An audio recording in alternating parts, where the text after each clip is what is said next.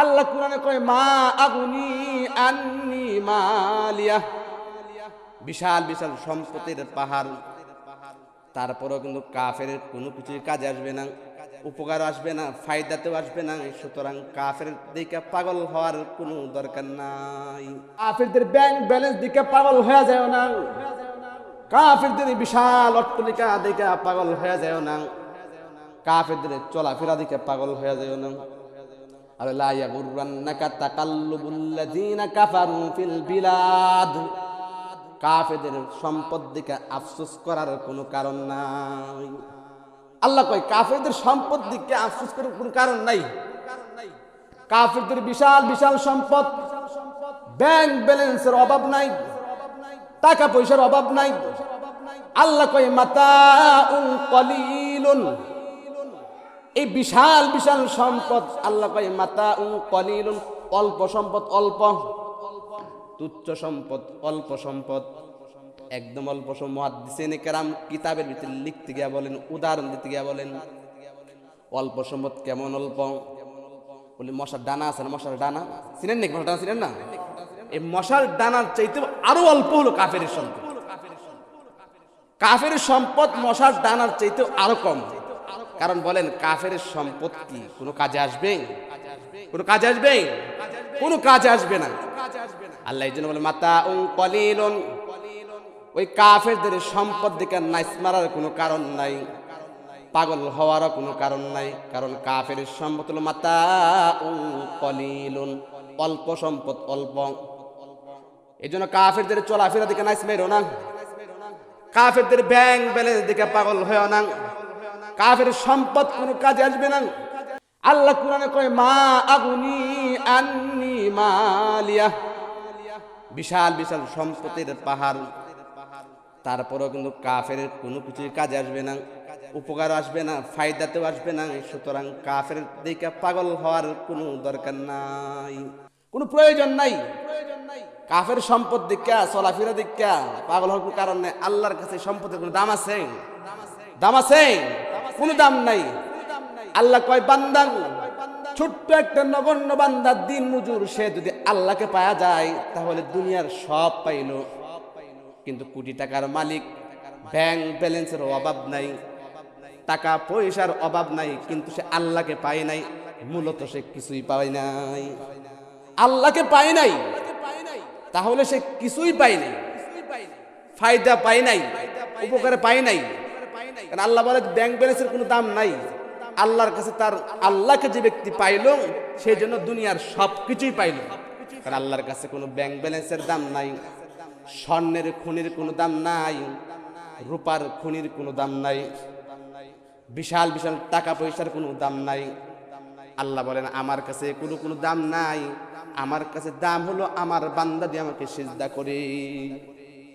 বান্দা যখন আমাকে সিজদা করে, এই সিজদা তামাম দুনিয়ার চাইতে উত্তম। তাহলে বোঝা যায় কাফেররা সফল না। কাফেররা সফল? কাফেররা সফল না, সফল মুমিন, সফল মুমিন। আল্লাহ কয় কাফের সম্পদ দিকে পাগল হওয়ার কোনো কারণ নাই। মাতাউন কলিলুন সুম্মা মাওয়াহুম জাহান্নাম, কাফেরদের শেষ পরিণত হয়ে যায় জাহান্নাম, কাফেরদের শেষ ঠিকানা তো জাহান্নাম। সুতরাং কাফেরদের এই নাজ নিয়ামত দিকে মুসলমান তুমি আফসোস করো না। মুসলমান তুমি কাফেরের নাজ নিয়ামত চলাফেরা দিকে, ব্যাংক ব্যালেন্স দিকে আফসোস করো না। তারা তো শেষ পরিণতি, শেষ ঠিকানা হলো জাহান্নাম। বলেন শেষ ঠিকানা কি? আমরা কি জাহান্নামে যাইতে চাই না জান্নাতে যাইতে চাই? জান্নাতে যাইতে চাই। সুতরাং কাফেরকে অনুসরণ করা যাবে না, কাফের কোনো মুমিনের বন্ধু না। বলেন তো এই যে আমরা কাফেরদেরকে দেখে দেখে যে আমরা চুল স্টাইল করি, গেঞ্জি পরি, নেইমার কোন গেঞ্জি পরলো, মেসি কোন গেঞ্জি পরলো, বলেন মেসি কি আল্লাহর ওলি? আল্লাহর ওলি? তারা তো আল্লাহর ওলি না, মুসলমান না। তাহলে আপনি একজন মুসলমানের সন্তান হইয়া, মুসলমান হইয়া কিভাবে আপনি নেইমার এই বিভিন্ন কাফেরকে অনুসরণ করেন? অনুসরণ করা যায়? অনুসরণ করা যেতে পারে না। কিন্তু আমরা কাফেরদেরকে অনুসরণ করি। যুবক ভাইয়েরা কাফেরদের অনুসরণ করে, কিভাবে মেসি চুলটা কিভাবে কাটলো, কোন গেঞ্জিটা পরলো, নেইমার কোন গেঞ্জিটা পরলো, কোন জুতা পরলো, এগুলো আমরা ফলো করি। ফলো করা দরকার ছিল মুহাম্মদ সাল্লাল্লাহু আলাইহি ওয়াসাল্লাম। কার দরকার ছিল আর ফলো করলো কাকে? কাকে ফলো করা দরকার ছিল আর ফলো করলো কাকে? তাহলে মুমিন এই দুনিয়ায় শুধু একজনকে ফলো করবে, মুহাম্মদ রাসূলুল্লাহ সাল্লাল্লাহু আলাইহি ওয়াসাল্লাম। আর মুমিন যখন এই দুনিয়াতে ইসলাম গ্রহণ করবে তখন মুমিনের জন্য কিছু কষ্ট আসবেই, আসবে না? কিছু কষ্ট আসবে। নবীরা কষ্ট করছেন কি না করছেন না? দুনিয়াতে যত নবী পয়গাম্বর দুনিয়াতে আগমন করছে সবাই কষ্ট করছেন। আল্লাহ রাসূল হাদিসের ভিতরে জানায় দেন, আদ-দুনিয়া সিজনুল মুমিনিন ওয়া জান্নাতুল কাফির। এই যে দুনিয়া দেখো, দুনিয়াটা হলো কাফিরের জন্য। এই দুনিয়া কাফের জন্য জেলখানা, বালাখানা, উত্তম খানা, বেহেশত খানা।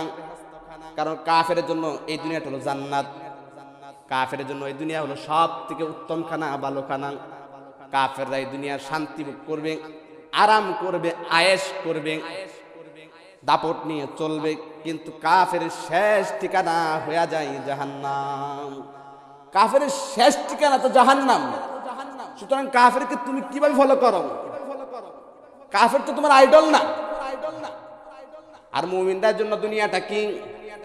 আল্লাহ জাদ দুনিয়া সিজনুল মুমিনিন। মুমিনদের জন্য দুনিয়াটা হলো কারাগারখানা, বন্দিখানা, হাজতখানা, জেলখানা। মুমিন তো এই দুনিয়ায় কষ্ট করবে, দুনিয়ায় কষ্ট করবে কিন্তু শান্তি ভোগ করবে। মুমিন এক জায়গায় আওয়াজ দিয়ে বলেন, জায়গাটার নাম কি? আমরা এই ব্যস্ত চাই না? জান্নাত চাই না? সবাই জান্নাত চায়, কিন্তু জান্নাতের কাজ করতে রাজি না। জান্নাত সবাই চায়, কিন্তু জান্নাতের কাজ করতে রাজি না। আল্লাহ বলেন, মুমিন, রাসূল বলেন, মুমিন শোনো, তোমার জন্য এই দুনিয়ায় কিছু কষ্ট করা লাগবে। এই দুনিয়া যদি কষ্ট করো তারপরে আখিরাতে তুমি সুখে থাকবা। শুধু আমরা কষ্ট করি এমন নয়, দুনিয়াতে যত রাসূল পয়গম্বর দুনিয়াতে এসেছে সবাই কষ্ট করেছে। মুহাম্মদ রাসূলুল্লাহ সাল্লাল্লাহু আলাইহি ওয়াসাল্লাম তিনিও কষ্ট করছেন। তিনি শুধু আরাম আয়েশ করে জীবন কাটাই নাই, তিনি অনেক কষ্ট করছেন। হযরত ওমর নবীজির বাড়িতে গেলেন, গিয়া সালাম দিলেন। সালাম দেওয়ার পরে রাসূল উঠে বসলেন। হযরত ওমর তাকায়া দেখে নবীজি শুয়ে আছিলেন। শোয়ার পরে ওই পিঠে যে রশির দাগ, খাট যে রশির, ওই রশির দাগগুলো পিঠের ভিতরে বেশি আছে। হযরত ওমর দেখে হাওমাও করে কেঁদে দিলেন। বললেন, ইয়া রাসূলুল্লাহ, ওগো নবীজি, এই মক্কার মুশরিকরা, কাফেরেরা কত আরাম আয়েশ শান্তিতে জীবন যাপন করলো, আর আপনি হলেন সরকার আলম নবী মুহাম্মদ রাসূলুল্লাহ সাল্লাল্লাহু আলাইহি ওয়াসাল্লাম, আর আপনি কত কষ্ট করেন, আপনার পিঠের ভিতরে রশির দাগগুলো বেশি আছে। ইয়া রাসূলুল্লাহ, আপনি যদি আমাকে হুকুম করে, আপনি যদি আমাকে অনুমতি দেন, তাহলে আমি একটা তোশক বানায় আনি। আপনি আমাকে বলেন একটা তোশক বানায় আনি, আমি তোশক বানায় আনি। রাসূল বললেন, ওমর, আমি তো এই দুনিয়াতে শান্তির জন্য আসি নাই, আমি তো দুনিয়াতে এসেছি পথ বলা মানুষদেরকে, পথ হারা মানুষদেরকে ধরে ধরে জান্নাতের পথে দেওয়ার জন্য। পথ হারা মানুষ যারা আছেন, পথ বলা মানুষ যারা আছে, তাদেরকে আমি জান্নাতে দেওয়ার জন্য, এই জন্য আমি দুনিয়াতে আসছি। দুনিয়াতে সুখ করার জন্য আসি না। এ ওমর শুনুন, আমি যদি উহুদ পাহাড়টাকে হুকুম করি, সোনায় পরিণত হয়ে যাবে, সোনা দ্বারা পরিণত হয়ে যাবে। আল্লাহ তাআলা তার ভিতরে চাকা লাগা দিবেন। আমি মুহাম্মদ যেখানে যাব সেখানে এই পাহাড় পিছনে পিছনে যাইবে। আমি মন মতো খরচ করতে পারবো, কিন্তু আমি তো এই দুনিয়ায় সুখ আরাম আয়েশ করতে আসি না। আরাম আয়েশ করতে আসি নাই দুনিয়াতে। দুনিয়াতে আমি আসছি পথ ভুলা মানুষদেরকে, পথ হারা মানুষদেরকে ধরে ধরে জান্নাতে দেওয়ার জন্য। তবে মুমিনের সম্পদ হলে কোনো খারাপ না। খারাপ নাকি সম্পদ হলে? মুমিন সম্পদ হলে তো সে যাকাত দিবে, ইসলামের পথে খরচ করবে। মুমিনের সম্পদ হওয়া যাবে না এমন না। সাহাবাই কেরাম অনেক ধনী ছিল। সাহাবাই ধনী আসছিল না? অনেক সাহাবার ছিল, সম্পদ ছিল না? হয়তো উসমান গনি রাদিয়াল্লাহু তাআলা আনহু, তিনিও তো অনেক বড় ধনী ছিলেন, অনেক বড় টাকাওয়ালা পয়সাওয়ালা ছিলেন।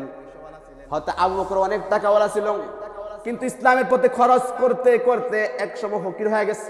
কিন্তু তারা ইসলামের পথে খরচ করছে, হযরত আবু বকর সিদ্দিক রাদিয়াল্লাহু আনহু কেমন খরচ করছেন? রাসূল বলছেন যে যুদ্ধের ময়দানে যাইতে হবে, তোমরা কিছু দান করো, সহযোগিতা করো। হয়তো আবু বকর বাড়িতে গেলেন, গিয়া সব কিছু গুছাইলেন, ব্যাগে বললেন, বলার পরে দেখে তাকায়া দেখে একটা কুপি বাতি জ্বলে। কুপি বাতি চিনেন না? কুপি বাতি, কুপি বাতি জ্বলে, বাতিটা হঠাৎ করে নিভাই দিলেন, সেটাও ব্যাগের ভিতরে বললেন। বলার পরে যখন ছুটলেন, কিছু দূর যাওয়ার পরে আবার যেন কি মনে হইল, ঘরের ভিতরে আবার ঢুকলো। ঢুকার পরে অন্ধ মানুষের মতো কি জানি খুঁজে, ঘরের ভিতরে কি জানি হাতে হাতে খুঁজে। হযরত আবু বকর মেয়ে জিজ্ঞাসা করে, বাবা সবই তো নিলা, তারপরে আবার ঘরের ভিতরে কি খুঁজম, আবার কি তালাশ করো? বলে, মা সবই তো নিলাম, কিন্তু ঘরের ভিতরে সুইয়া ছিল, সুইটা কোথায়? সুইটা তো পাইতেছি না, সুইটা দিতে দিতাম, সুইটা আমি দিয়া দিতাম, এই জন্য খুঁজতেছি। বাঙ্গা সুইটা পর্যন্ত নবীজির কদমে দিয়া দিলেন। ইসলামের ভিতরে যদি মুসলমানের সম্পদ হয় তাহলে ক্ষতি আছে? কোনো ক্ষতি নাই, লস নাই। কারণ ইসলামের প্রতি খরচ করবে, ইসলামে দান করবে, যুদ্ধের জন্য দান করবে, মুমিনে যাকাত দিবে। এই জন্য মানুষের 4টা কাজ বেশি বেশি করব। কয়টা কাজ? সারা আওয়াজ দেবেন, কয়টা কাজ? 4টা কাজ বেশি বেশি করবেন। 1 নাম্বার কাজ হলো ধনী দান করবে, গরিবও দান করবে। বলে কি বললাম? ধনীও দান করবে, গরিবও দান করবে। তাহলে প্রশ্ন হলো, গরিব কি দান করবে? ধনী কি দান করবে? ধনী টাকা দান করবে, গরিবেও টাকা দান করবে। কারণ ধনীর সামর্থ্য আছে 20,000, গরিবের সামর্থ্য আছে 5,500, গরিব 500ই দিব, গরিব 500ই দিব।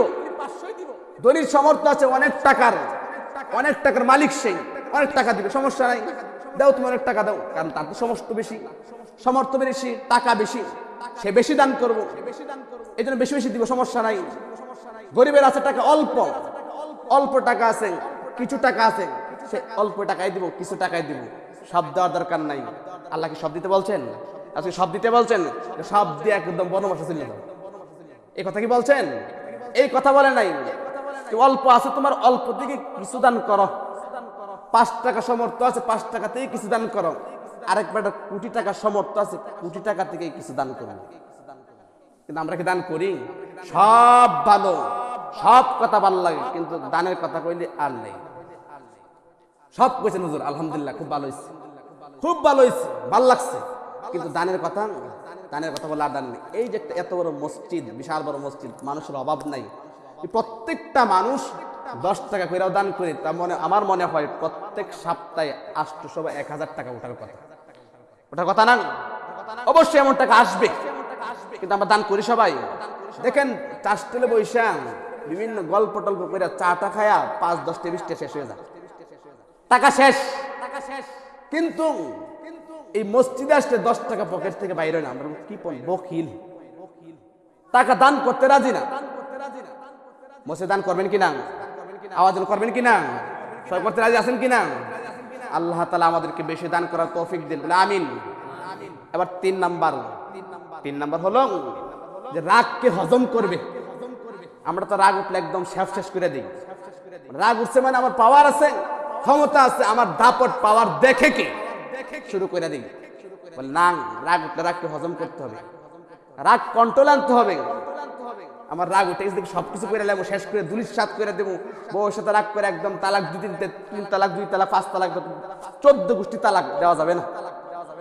রাগ উঠছে, রাগ কন্ট্রোল করো, রাগকে হজম করো, তাহলেই পারবা। কিন্তু আমরা তো এগুলো করতে রাজি না, এগুলো করতে রাজি না। আমরা যত শয়তানের ওয়াসওয়াসা, শয়তানের খারাপ কাজ সেগুলো করি। তো বলতেছিলাম কাফেরদের কথা। এটা হলো কাফেররা মুসলমানের কোনো বন্ধু হইতে পারবে না। কাফেররা কি মুসলমানের বন্ধু?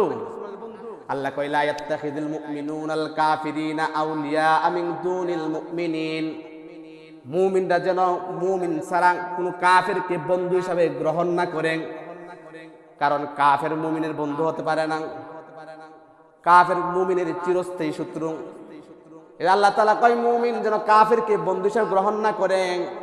কিন্তু আমরা কি করলাম? তো উল্টাটা করলাম, কাফেরের সাথে খুব বন্ধুত্ব, কিন্তু বায়া বায়া মিল নাই, আছে না?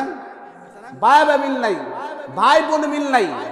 কিন্তু ওই হিন্দু কাফের টাফের আছে যারা, তাদের সাথে মিলের অভাব নাই, তাদের সাথে কিরকম চরিত্র, কি সুন্দর আখলাক করে, কি সুন্দর ব্যবহার করে, কিন্তু বাইরে তাইলে ভাইয়ের সাথে ভালো করে কথা কয় না।